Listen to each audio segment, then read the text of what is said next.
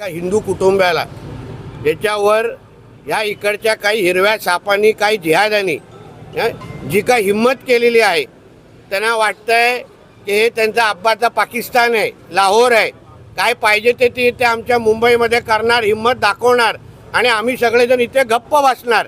हा आमचा हिंदू राष्ट्र आहे, आमचं हिंदुत्वादी विचाराचं सरकार आहे आणि आम्ही सगळेजण कोण इथे आमदार, विधायक, मंत्री म्हणून इथे आलेलो नाही, पण आम्ही एक हिंदू म्हणून या कुटुंबाला धीर आणि विश्वास देण्यासाठी आलेलो आहे की करारा जवाब मिलेगा.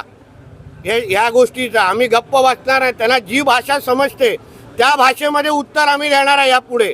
आणि म्हणून यापुढे जी काही मस्ती इथे चालू आहे, अक्षरशः ह्या पूर्ण भागेला त्या झोपडपट्टी गणपत पाटील नगरला हे लोकांना मिनी मालवणी इथे बनवायची आहे. तिथे अशाच पसरत गेले आणि मग तिथे हिरवे झेंडे यायला सुरू झाले.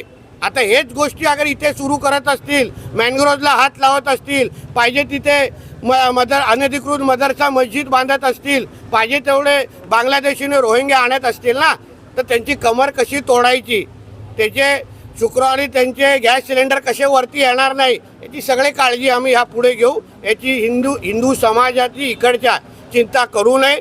सरकार तुमचं आहे, देवाभाऊ तुमचे आहेत आणि 100% या लोकांना त्यांना जी भाषा समजते ती त्या भाषेमध्ये आम्ही उत्तर देणार आहोत.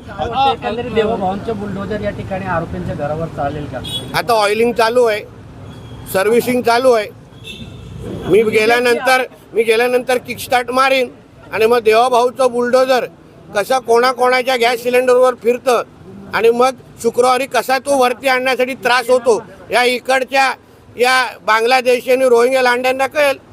तुम्ही आज भाऊच्या धक्क्यात व्हिजिट केलं, त्या ठिकाणी एक विधान केलं, फक्त तिथे मुस्लिम लोकांना मासे विकू देणार नाही, ते कुठले रोहिंग्या बांगलादेशी आहेत की इथं मुस्लिम?